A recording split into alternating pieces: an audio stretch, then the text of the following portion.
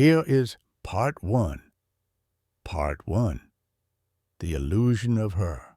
They told you women were magic, that their hearts were made for healing, that they loved softer, deeper, purer, that they were the answer to your storm, the calm to your chaos. And you believed it, didn't you?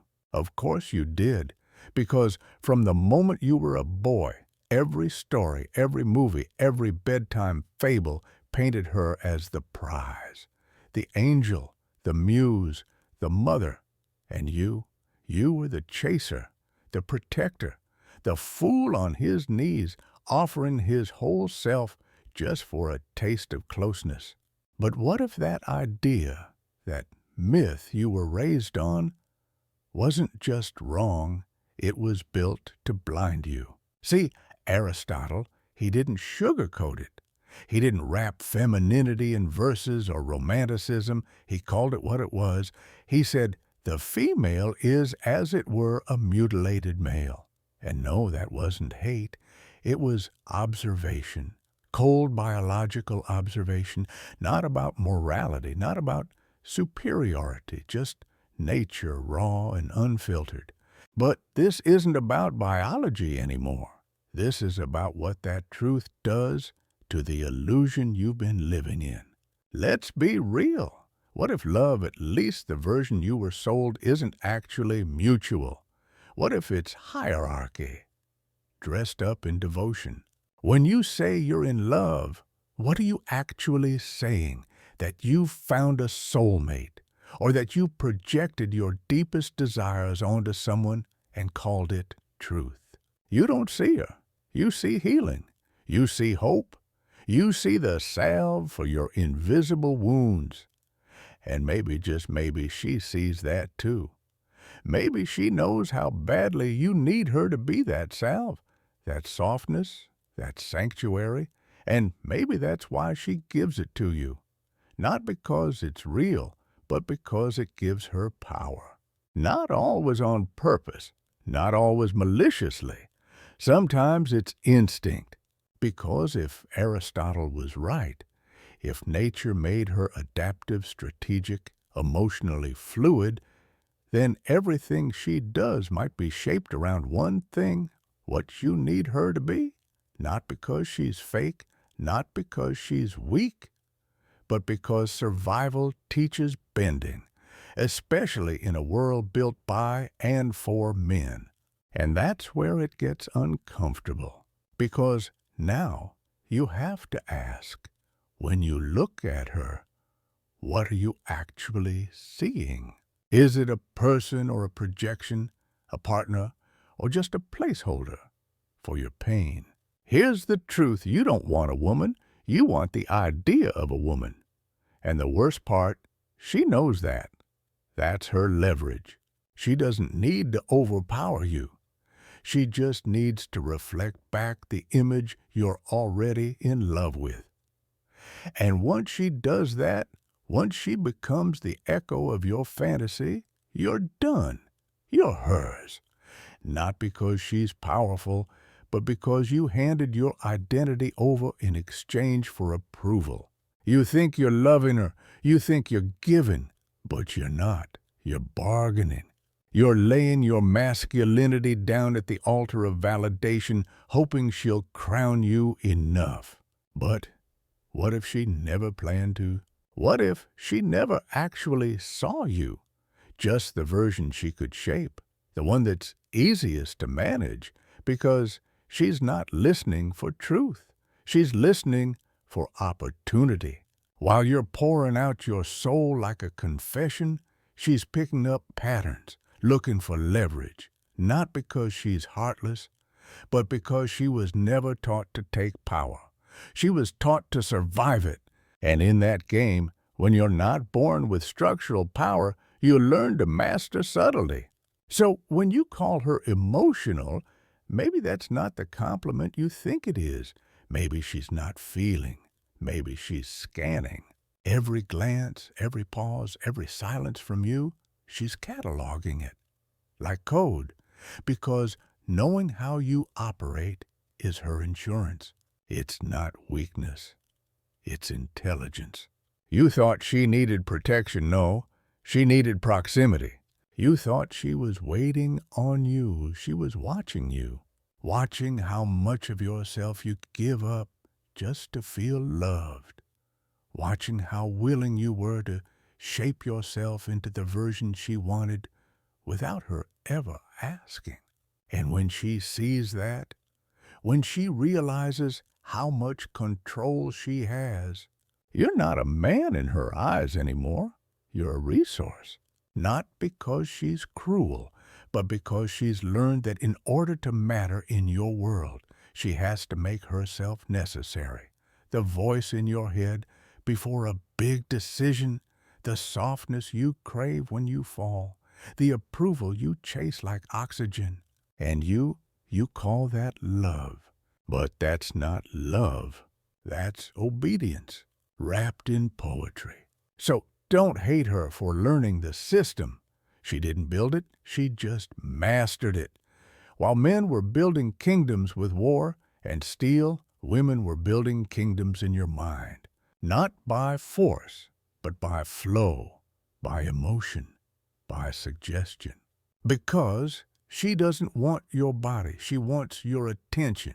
She wants to live in your hunger, your guilt, your need to be wanted. And when she does, it doesn't feel like manipulation, it feels like fate. But it's not fate, it's foresight.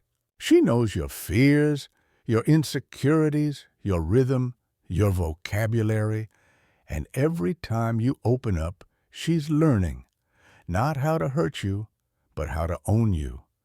Part 2. The mask she mirrors. You thought you were being seen, heard, held. But what if all you were really being was managed?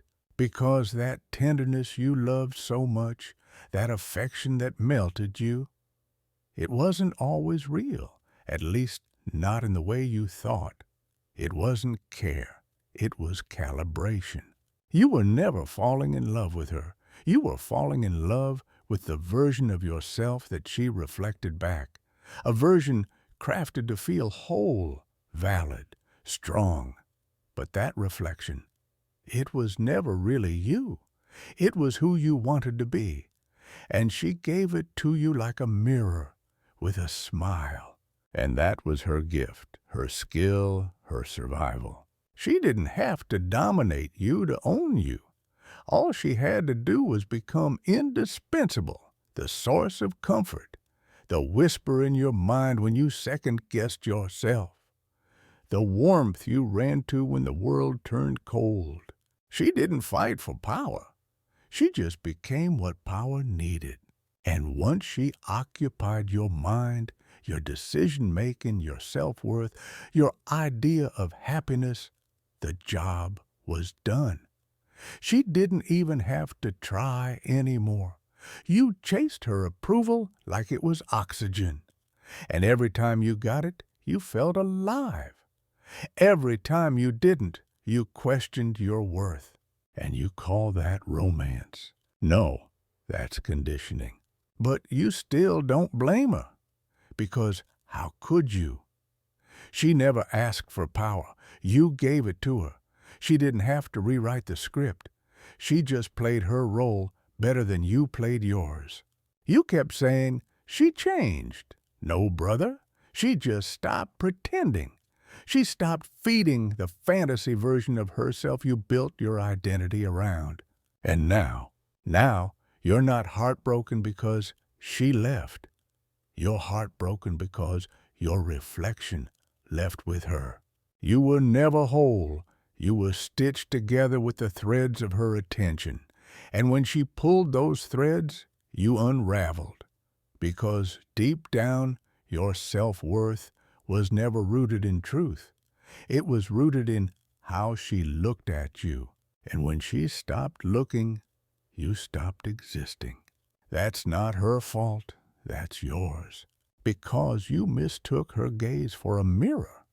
You built yourself out of her approval. And now that it's gone, you realize you never knew who you were without it.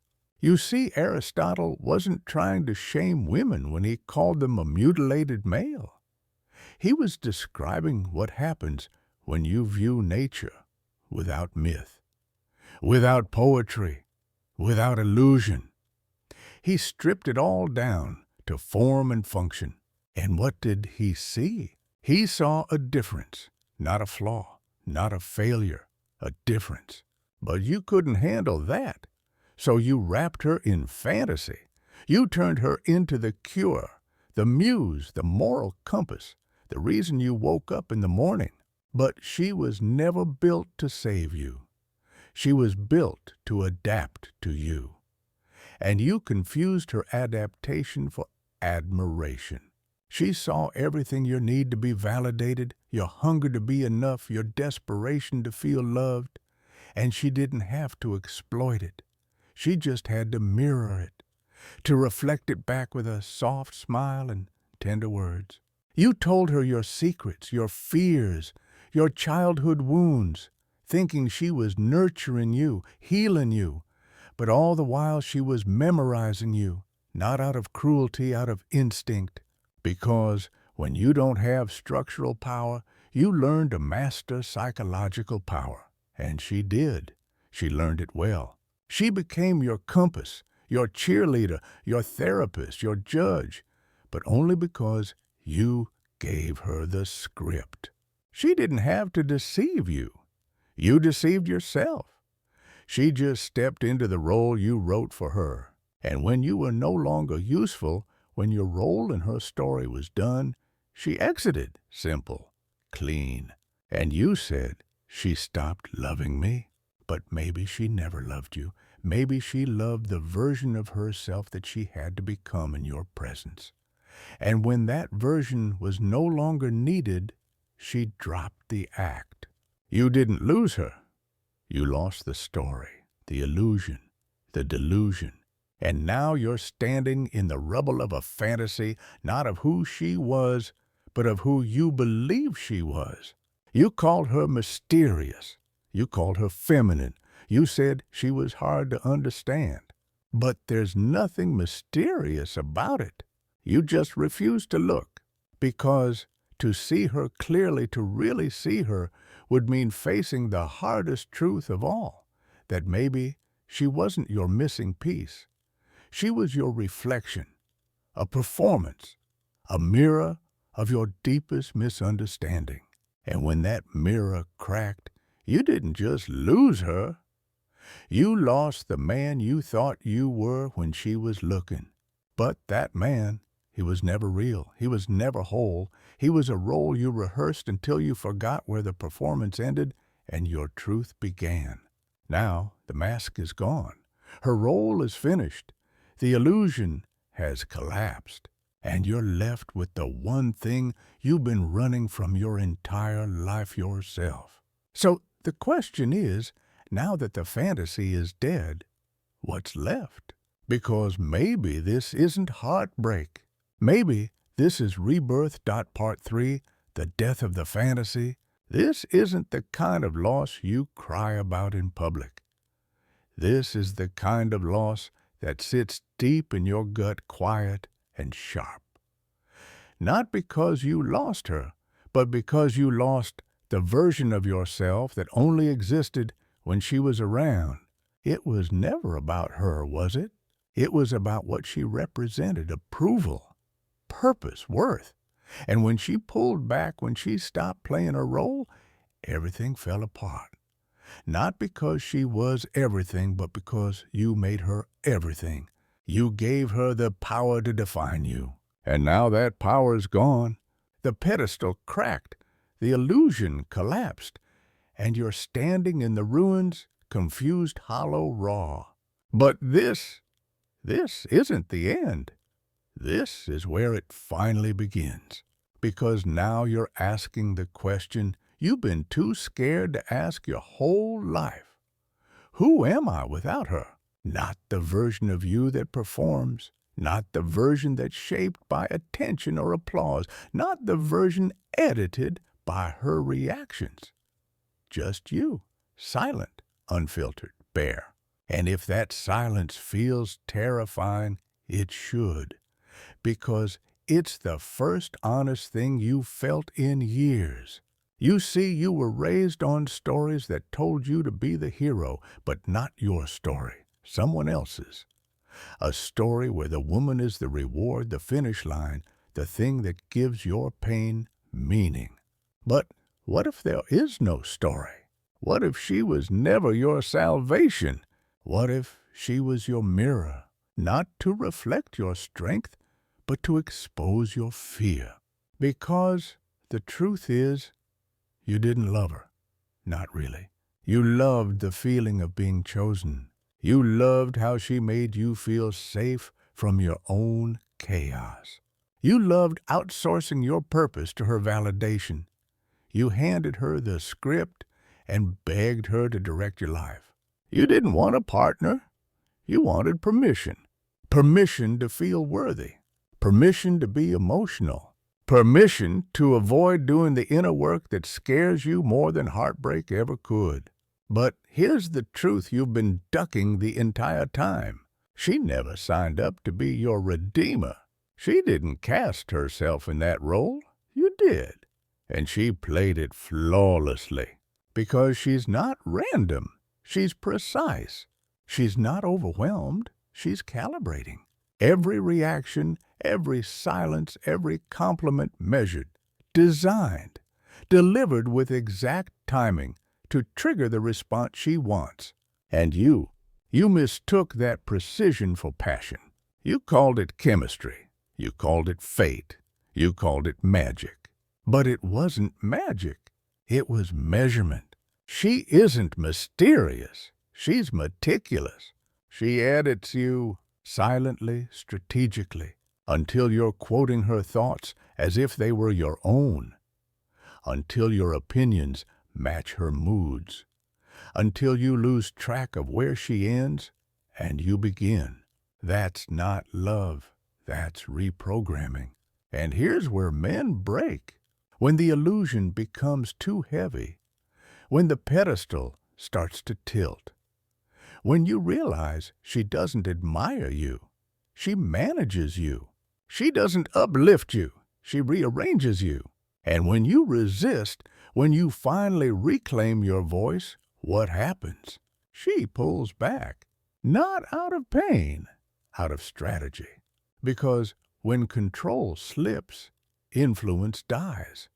And when there's no leverage, there's no intimacy. Not for her. In her world, intimacy isn't connection. It's choreography. And you've been dancing to her rhythm without realizing the music was hers all along. You thought it was closeness, but it was orbit, orbiting around her moods, her needs, her reactions, her silence. And you mistook that for love. But closeness without clarity, that's captivity.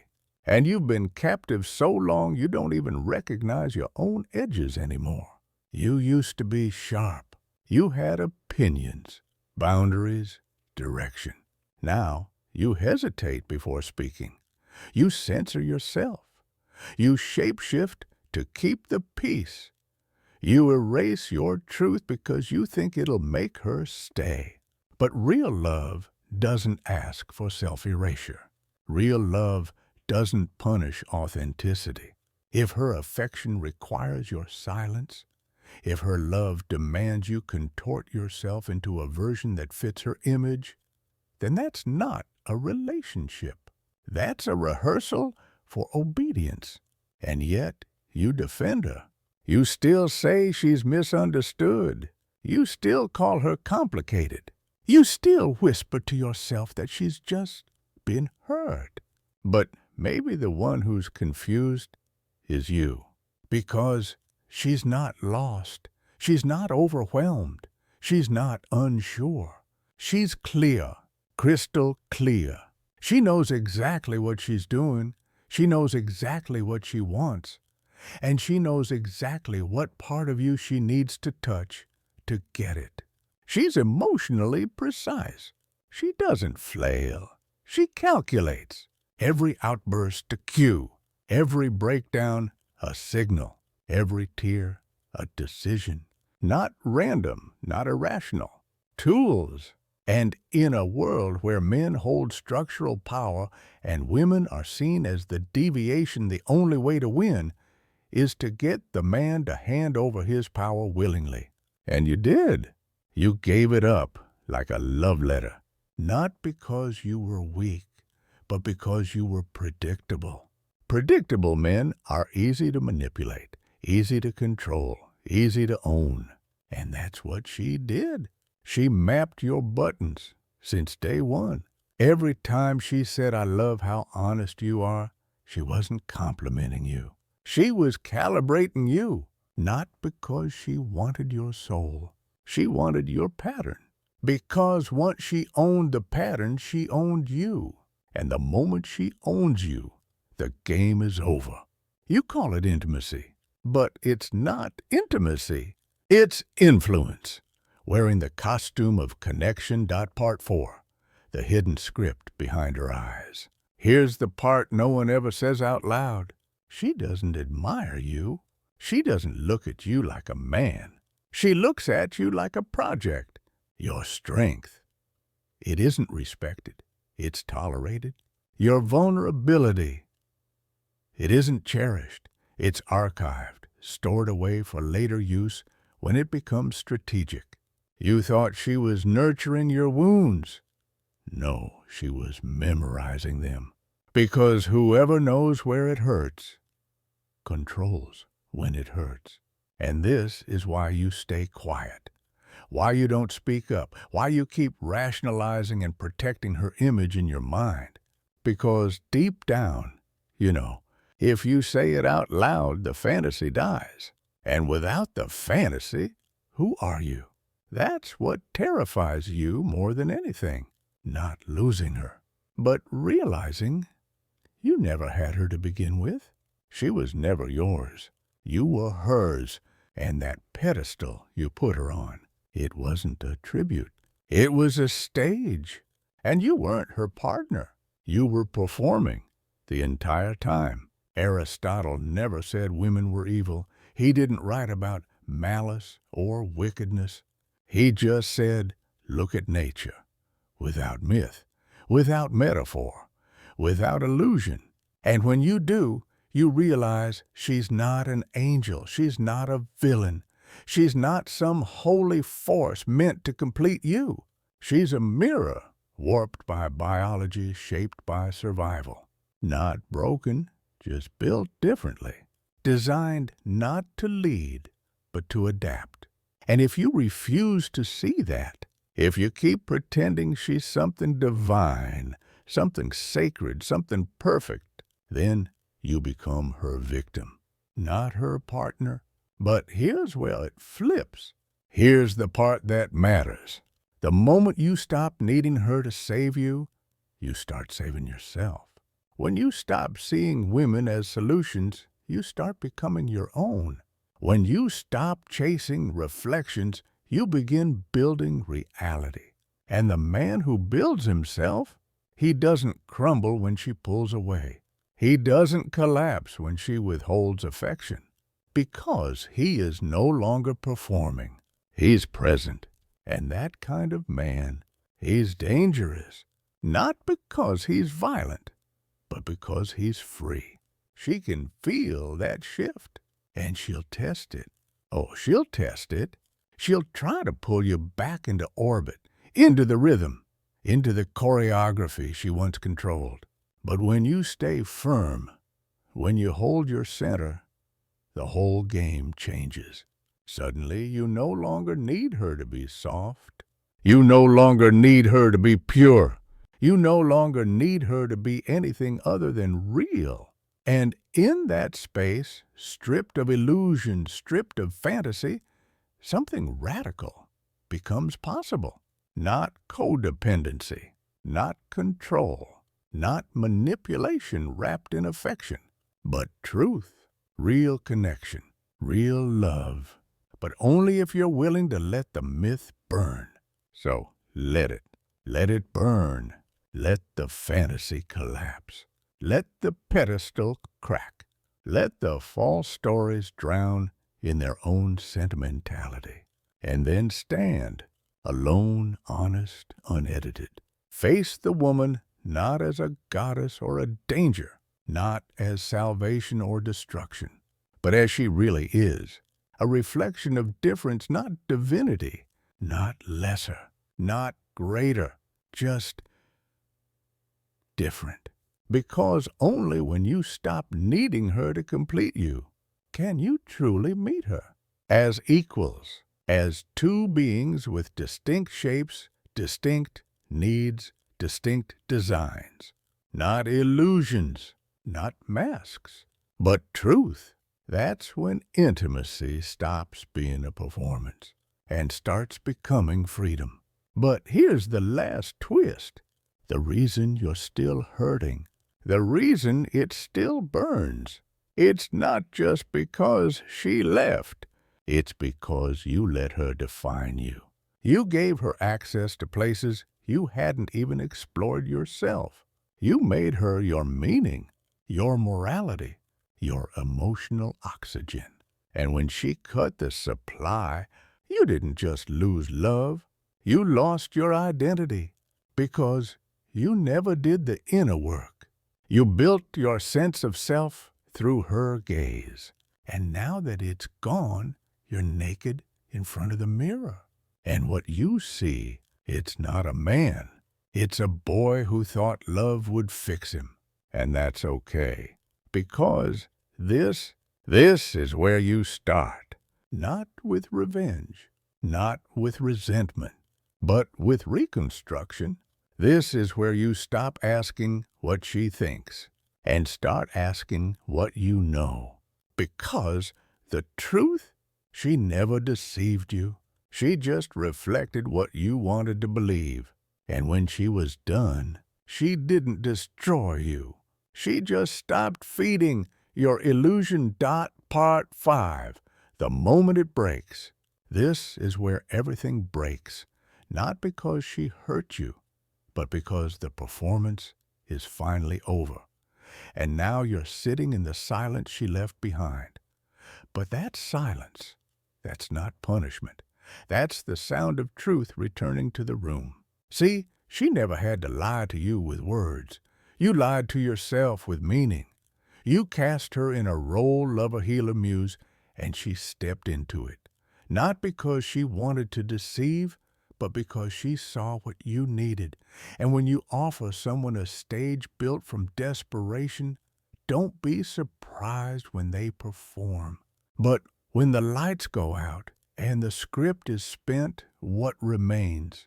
You're sitting there thinking, she changed. She stopped loving me. She grew cold. No, she just stopped pretending. She stopped feeding the version of herself that kept you emotionally obedient. And now, stripped of performance, you're not grieving her. You're grieving the man you pretended to be when she was looking.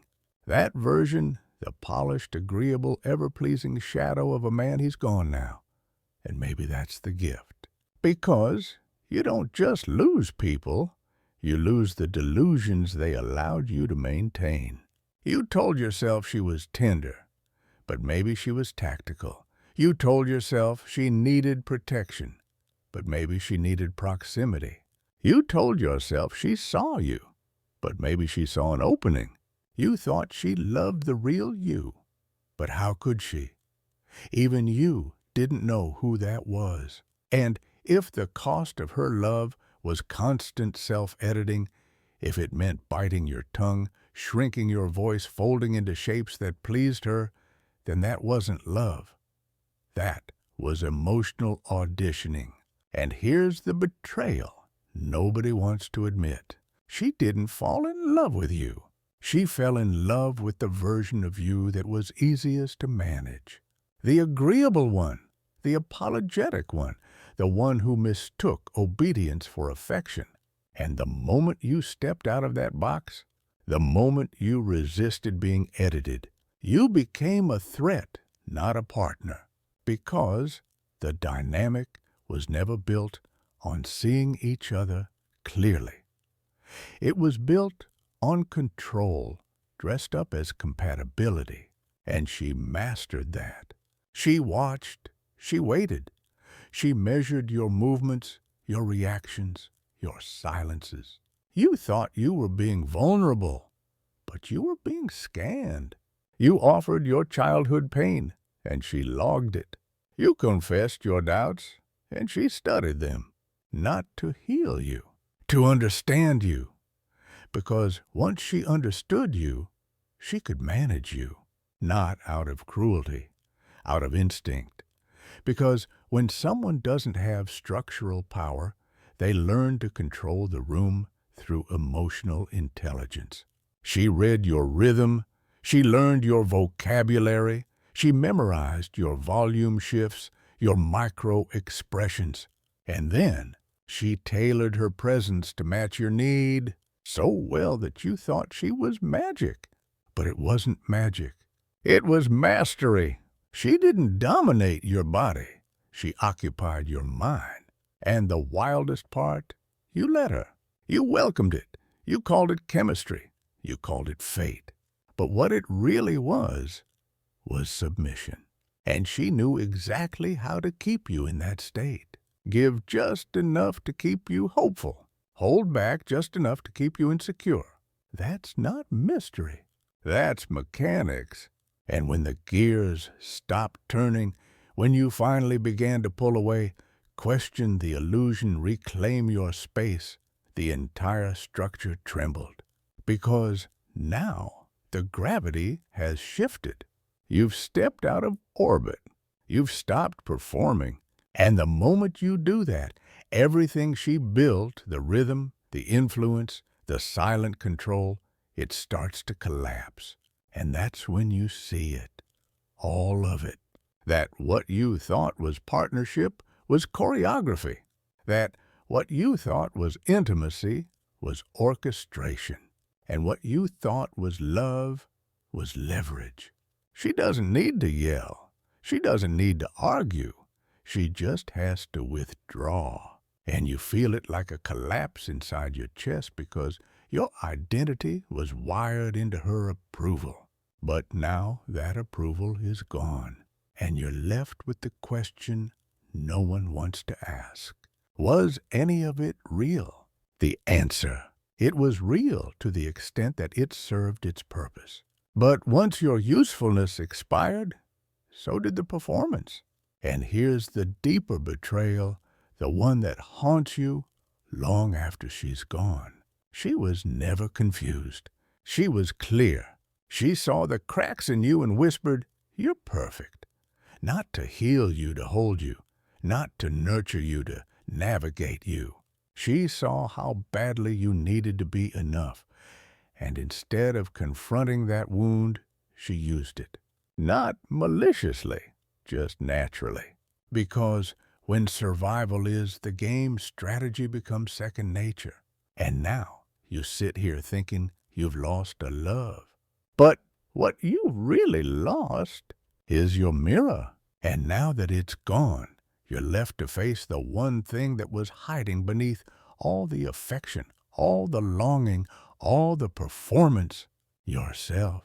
Not the you that dances for approval, not the you that shrinks for peace. The real you. And maybe, just maybe, that's the best thing she ever gave you. Part 6. The Sovereign Self. This is where the illusion finally dies and where you are reborn. Because when the mirror shatters, when the stage collapses, when the role you played disappears with her silence, you're left with one terrifying gift: clarity.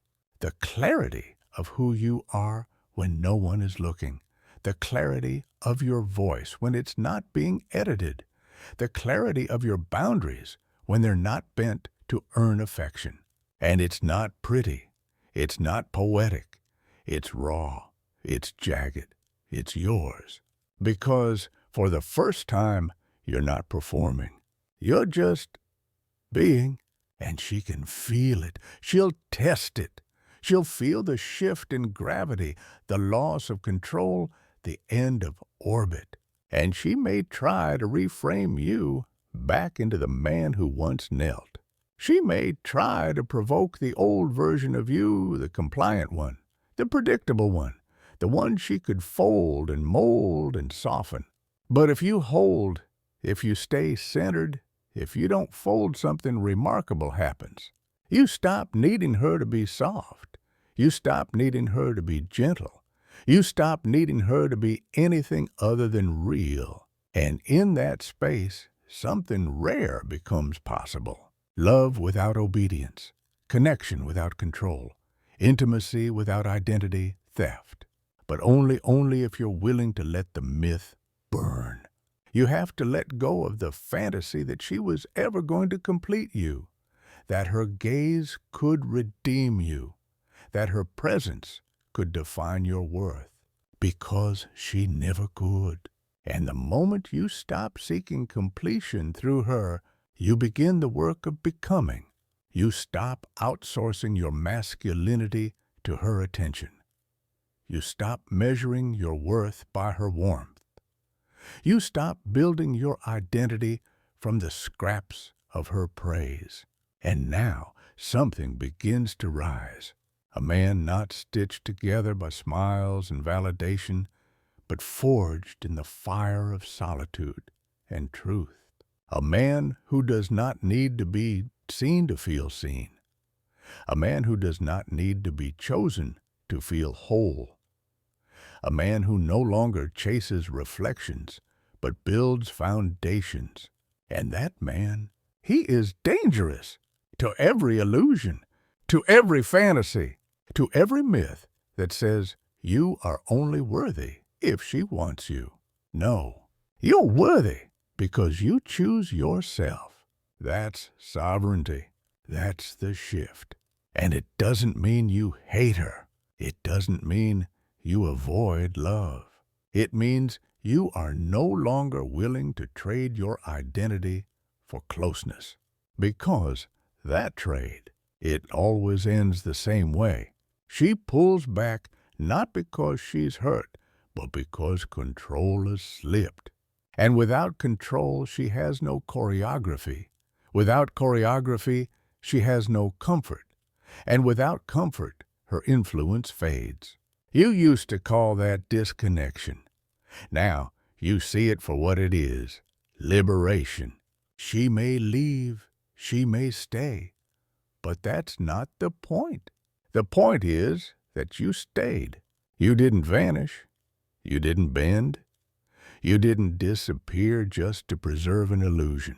You remained, and from that place, unbent, unbroken, untamed, you start to build. Not a better mask, a better self. And here's what you'll discover in that silence she left behind. You were never meant to be completed. You were meant to be whole. You were never meant to be chosen. You were meant to choose. You were never meant to chase softness. You were meant to face strength your own. And when you embody that strength, everything changes. Your presence speaks louder than your performance. Your stillness rattles louder than your pleading. Your clarity makes her question whether the old script still works on you. Because now you don't need her. Not in the way you used to. Not as savior. Not as mirror. Not as meaning. You can love her, but not from lack. From abundance. You can connect, but not as a broken man needing to be stitched together by her hands. You connect as a man who has stitched himself, and she'll feel it, and she may not like it. Because this version of you, she can't rearrange him. She can't manipulate him with silence. She can't own him with softness. This version doesn't orbit. He stands. And that's what she's never truly seen from you before. And maybe now, for the first time, you're ready to be seen, not as the man who pleases, but as the man who is. And here's the catch. This won't make you invincible. It'll make you visible. It'll make you honest. And with that honesty comes the final death blow to the myth. You realize she was never a goddess. She was never a monster. She was never your beginning or your end. She was just a woman, not less, not more. Just different, built for something else. And that difference, it doesn't scare you anymore, because you've stopped needing her to be your purpose. You've become your own. Part 7. Let the myth burn. So now here you are, not broken, not bitter, but awake, finally, standing in the ashes of the fantasy you spent years protecting, watching it dissolve into smoke, watching all the stories you were told and told yourself crumble into dust. And instead of panicking, you breathe, because for the first time in your life, you're not chasing her attention, not chasing her approval, not chasing the illusion that a woman's affection will make you whole. You're just here, present, clear, sovereign. And now, the most important truth of all is staring back at you. You didn't lose love. You lost the lie that she was supposed to rescue you, the lie that she would heal what you refused to confront, the lie that her embrace could erase the work you haven't done. And now you know better. Now you see she didn't use you. She simply stepped into the role you created for her and played it well, because you weren't looking for a woman. You were looking for a mirror, a performance, a reflection of the man you were pretending to be. And when the performance ended, you didn't mourn her. You mourned him, the mask you wore, the role you rehearsed, the character you crafted to earn a kind of love you didn't know how to give yourself. And that's where it gets painful, because now you're standing in the wreckage of your own design. But that's also where the power lives, because you finally understand you were the author of the illusion, and now you become the architect of the truth. No more pedestals, no more rehearsals, no more giving your soul away for a smile. Because here's what you've learned the hard way. When you build your self-worth around her gaze, you disappear the second she looks away. When you make her your meaning, your identity collapses the moment she walks. And when you see her as the center of your life, you lose yourself, orbiting around a woman who never asked to carry that weight. So now let the myth burn. Let it all burn. The fantasy of being saved, the illusion of divine femininity, the pedestal you built, the script you forced her to follow, the mask you wore to feel worthy. Burn it, because when the fire is done and the smoke clears what's left, you, not the version that pleases, not the version that begs, not the version shaped by fear or longing or shame, just you, unfiltered, unapologetic, unedited. And now, for the first time, you can look at a woman and see her as she is, not as a symbol, not as a fantasy, not as your missing piece, but as herself, flawed, powerful, adaptive, strategic, beautiful, in ways that no longer require your delusion to appreciate. She's not here to complete you. She's not here to redeem you. She's not here to fix the wounds you refuse to face. She's here to witness you, but only if you show up as a man who has nothing left to prove. Because when you finally stop asking her to carry your brokenness, something wild happens. You meet her as an equal, not a savior, not a mirror, not a therapist in disguise. An equal.